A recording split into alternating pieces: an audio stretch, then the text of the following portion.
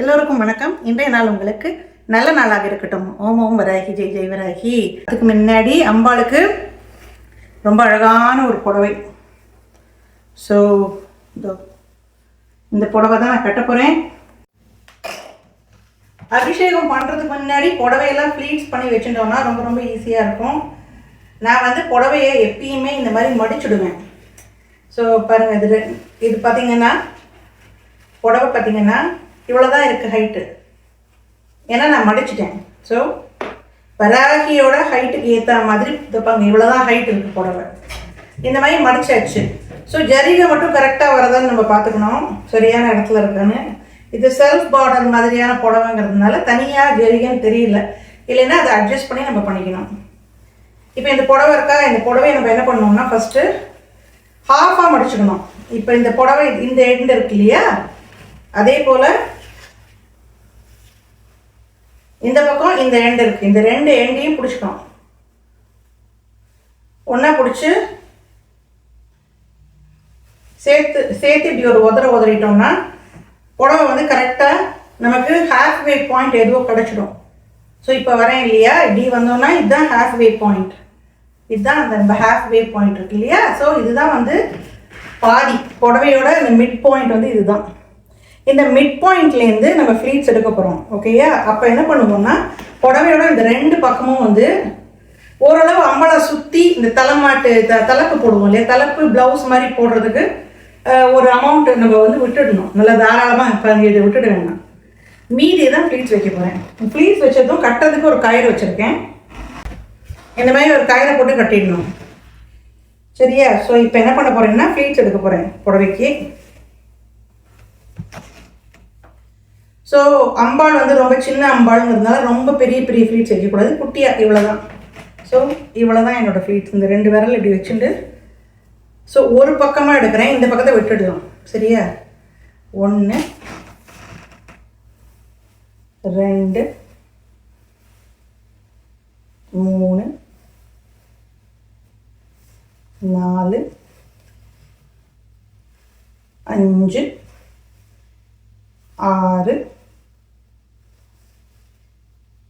6 7 fleets வந்து இந்த பக்கம் வருது, சரியா. இப்போ இந்த பக்கம் இருக்கு இல்லையா, விட்டுருக்கோம் இல்லையா தலைப்பு. ஸோ இதில் ஒரு 7 வச்சிடலாம் இதே மாதிரி. இப்போ கொஞ்சம் கோணமானலாம் தான் இருக்கும், ஏன்னா நம்ம இப்போ தானே ஃப்ளீட்ஸ் வைக்கிறோம். அதுக்கப்புறமா எல்லாத்தையும் அரேஞ்ச் பண்ணிக்கலாம். 1 3 4 5 6 ஓகே. 7 வரலன்னா பரவாயில்ல. இப்போ பார்த்தீங்கன்னா நடுவில் ஃப்ளீட்ஸ் இருக்குது, இப்படி வச்சுருக்கோம். இதோ இருக்கா, ரெண்டு பக்கம் இப்படி வால் மாதிரி தொங்கணும், ரெண்டு சைடு. இது ஒரு பக்கம், இது ஒரு பக்கம், சரியா. இது வந்து ப்ளவுஸு, இது வந்து தலைப்பு அம்பாளுக்கு. ஸோ இது மிடில் பார்ட்.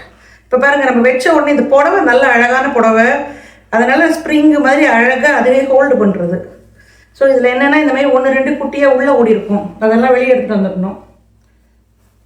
அப்போ தான் வந்து உங்களுக்கு ஃபுல்லாக தெரியும் ஃப்ளீட்ஸு, ரைட்டா. கொஞ்சம் இந்த மாதிரி ஃப்ளீட்ஸ் வச்சா நிற்கிற புடவை நல்லாயிருக்கும். ரொம்ப மொடான புடவையாக இருந்தால் ரொம்ப கஷ்டமாக புஷ்ஷுன்னு இருக்கும், அம்பாலே முழுகி போயிடும் அதில். அதனால் அப்படி பண்ணக்கூடாது முடிஞ்ச வரைக்கும். இதெல்லாம் வந்து நம்மளோட எக்ஸ்பீரியன்ஸில் நம்ம கற்றுக்கிற விஷயங்கள் தான். புடவை வந்து பல விதமாக கட்டலாம் அம்பாளுக்கு. இது வந்து என்னை பொறுத்த வரைக்கும் ரொம்ப ரொம்ப ஈஸியாக இருக்குது இது மாதிரி கட்டுறது. நான் வந்து இந்த 9 கஜம் கட்டுவேன். அதுக்கப்புறம் அம்பாள் வந்து இந்த வாருக்கு போகிறாள் போருக்கு, அப்போ கட்டிப்பா இல்லையா, இந்த பேண்ட்டு மாதிரி இருக்கும் புடவை, அந்த மாதிரி கட்டுவேன். ஸோ மூடை பொறுத்து இருக்குது. நவராத்திரி வந்தால் எனக்கு ரொம்ப ஜாலியாகிடும், ஏன்னா அப்போ விதவிதமாக நம்ம கட்டலாம். பட் இது வரைக்கும் இவளோட நான் நவராத்திரி இந்த ஊரில் நான் கொண்டாடலை, ஏன்னா எவ்ரி இயர் இந்தியா வந்துடுவேன் ஆஷாட நவராத்திரின் போது. ஸோ இங்கே இது வரைக்கும் கொண்டாடலை. சோஃபார் இந்தியாவில் இருக்கும்போது ரொம்ப கிராண்டாக பண்ணோம், இவளுக்கு விதவிதமான அலங்காரங்கள் பண்ணி குட்டி வராகிக்கு. ஏன்னா இவள் தானே உற்சவர், மூலவருக்கு பெருசாக நம்ம இந்த காப்பெல்லாம் போட முடியாது, உற்சவருக்கு தான் போட முடியும். உற்சவர் மாதிரி இவ இருந்ததுனால, இவள் உற்சவர் கிடையாது இந்த கோவிலுக்கு.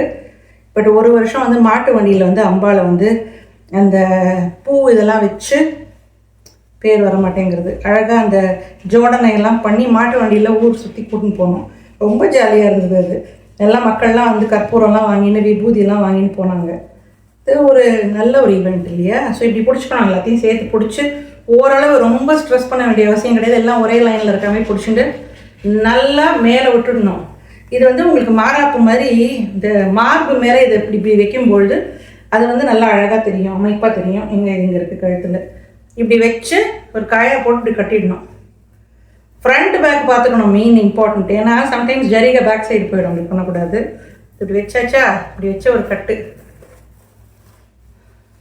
இப்போ இப்படி தொங்கின்னு இருக்கும், இதை அப்படி ஓரமாக வச்சுட்டு அம்பாவை குளிப்பாட்ட வேண்டியதான். பாருங்கள், இது ஒரு தலைப்பு, இது ஒரு தலைப்பு, 2 இருக்குவா, 1 2 2 தலைப்பு எதுக்கடா விடுறீங்கன்னா, ஒன்று ப்ளவுஸ் மாதிரி, சரியா? அந்த மாதிரி ஓவராக பெருசாக பெரிய புடவையை குட்டி அம்பாவை கட்டும்போது நிறைய நீங்கள் ஃப்ளீட்ஸ் வச்சிங்கன்னா ரொம்ப கஷ்டமாக இருக்கும். அதனால் அதை கொஞ்சம் பார்த்துக்குங்க.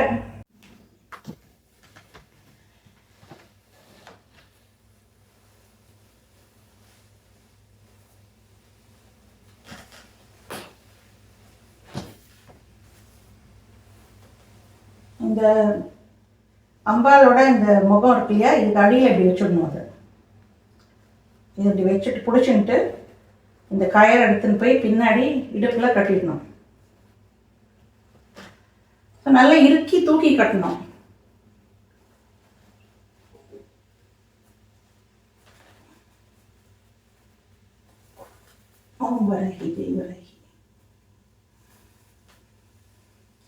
இப்போ இப்படி கிளியர் ஃப்ரில் மாதிரி இதை வந்து நான் என்ன பண்ணுவேன்னா இப்படி மடக்கிடுவேன். இப்படி மடக்கி இப்படி வச்சு அதுக்கு மேலே நம்ம மாறாப்பு போடும்பொழுது அம்பாளோட ஸ்தனம் அந்த இடம் வந்து ரொம்ப அழகாக எடுத்து காமிக்கும். அது மார்பகத்தை ரொம்ப அழகாக காமிக்கும். புடவெல்லாம் கட்டும்போது அப்படி பண்ணும்போது ரொம்ப அழகாக இருக்கும். சரி, இப்போ இந்த டவல் உருவணும், இது உருவிடலாம். இது வந்து ஒரே இடமா இருக்கக்கூடாது, கொஞ்சம் ஸ்ப்ரெட் பண்ணி இப்படி வச்சிடணும். இப்படி வச்சுட்டு ஒரு ஒரு சைடாக வந்து நம்ம எடுத்து மாறாப்பாக போட வேண்டியதுதான். இப்போ என்ன பண்ணோம், இந்த பக்கம் இருக்கா, இது இந்த பக்கம் இருக்கக்கூடியது வந்து நம்ம வந்து ஃப்ளீட் வச்சுக்கலாம். ஃபஸ்ட்டு குட்டி குட்டி ஃப்ளீட்ஸ், இந்த மாதிரி குட்டி ஃப்ளீட்ஸாக வச்சுருந்தோம்னா கட்டும்போது அழகாக இருக்கும். அப்புறம் இப்படி உதறி விடணும்.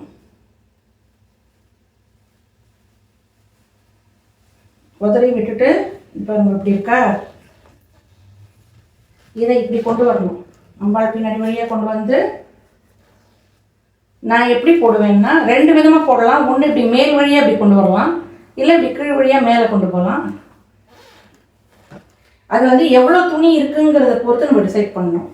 இப்போ இது நான் என்ன பண்ண போகிறேன்னா இப்படி மேல் வழியாக இப்படி கொண்டு போய் இப்படி பின்னாடி வச்சிட போகிறேன். இப்போ இது என்னடா இப்படி இருக்குதுன்னு நினைப்பேன் நீங்கள், அது ஒன்றும் இல்லை, சரியாயிடும்.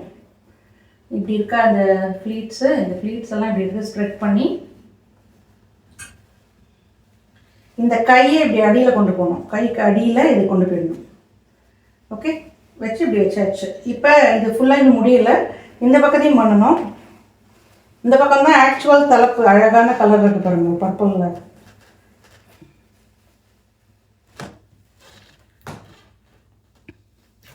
இந்த பர்பிளில் இப்படி ஃப்ளீட்ஸ் எடுத்துக்க வேண்டியதான். நம்ம அந்த பார்டரை வச்சு அட்ஜஸ்ட் பண்ணி இப்படி ஃப்ளீட்ஸ் எடுத்து அதை இப்படி உதறி விடணும்.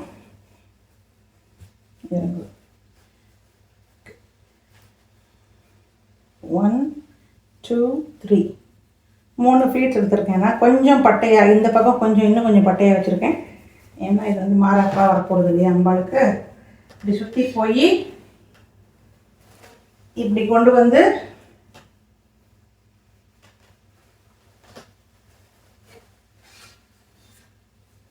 இப்போ அடியில் இருக்கிற அந்த ப்ளீட்ஸ் மாதிரி இருக்குது இல்லையா, அது தெரியாது.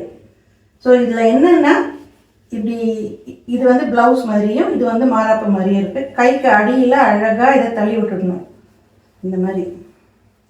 ஓகேயா? ஸோ இதை வச்சாச்சா, அப்புறமா நம்ம இதெல்லாம் அட்ஜஸ்ட்லாம் பண்ணலாம் நம்ம. ஸோ இதில் என்ன அழகுன்னா மெயினாக இப்படி இது வரது இல்லையா இந்த ஃப்ளீட்ஸு, அதுதான் அழகு. இப்போ இதை வந்து ஸ்ப்ரெட் பண்ணி விட்டுடணும். இப்படி புஷ்ஷுன்னு பண்ணி விட்டுருணும். பண்ணி விட்டுட்டோம்னா இப்போ நமக்கு இங்கே நிறையா இருக்குது, இங்கே வேணும்னா இப்படி இழுத்துக்கலாம், வேண்டாம்னா விட்டுடலாம். இந்த பக்கம் கொஞ்சம் நிறையா இருக்குது, இழுத்துக்கலாம் நம்ம. இது நம்ம பெரியவங்க கட்டிக்கக்கூடிய புடவையோட சைஸுங்கிறதுனால அம்பாளுக்கு நிறையாவே இருக்கும், நமக்கு ஒன்றும் கஷ்டம் கிடையாது நமக்கு. ஸோ இந்த இடம் இருக்கு இல்லையா, இதை வந்து இப்படி நல்லா எடுத்து விட்டு அழகாக ஃப்ளீட்ஸு பண்ண வேண்டியதுதான். இப்போ வந்துடுதா. இப்போ வந்து இடுப்பில் ஒரு பெல்ட் போட்டு நல்லா கட்டி விட்டுட்டு அதுக்கப்புறம் அட்ஜஸ்ட் பண்ணலாம். இந்த மாதிரி இந்த பட்டை பெல்ட் மாதிரி இருக்கா, நீங்கள் ஒட்டியானம் இருந்தால் கூட போடலாம், இல்லை ஏதாவது ஃபேன்சி பெல்ட் இருந்தால் போடலாம். நான் இது வந்து எனக்கு ரொம்ப கன்வீனியண்ட்டாக இருக்குது. இதை என்ன பண்ணோன்னா இந்த தலை பின்னாடி வந்து பிடிச்சி இழுத்துக்கணும், நல்லா ரெண்டையும் பிடிச்சி இழுத்து வச்சு கட்டணும். நான் இப்போ சொல்லுவேன், கொஞ்சம் கோஆப்ரேட் பண்ணுமா, ரொம்ப என்னை இது பண்ணாத, டார்ச்சர் பண்ணாதுன்னு சொல்லுவேன். ஏன்னா சில சமயம் கட்டவே விட மாட்டாங்க. எவ்வளோ அழகாக இருக்குது. நிறைய லூஸாக தான் இருக்குது, பார்க்க தான் இது ரொம்ப ரீஃபைண்டாக இருக்குது. இதோட நிறைய லூஸ் விட்டுருக்கணும், ரொம்ப வந்து வலிக்காது. இதோ இந்த இப்போ இந்த நமக்கு வச்சுருக்கோம் இல்லையா, இது எல்லாத்தையும் எடுத்து விடணும்.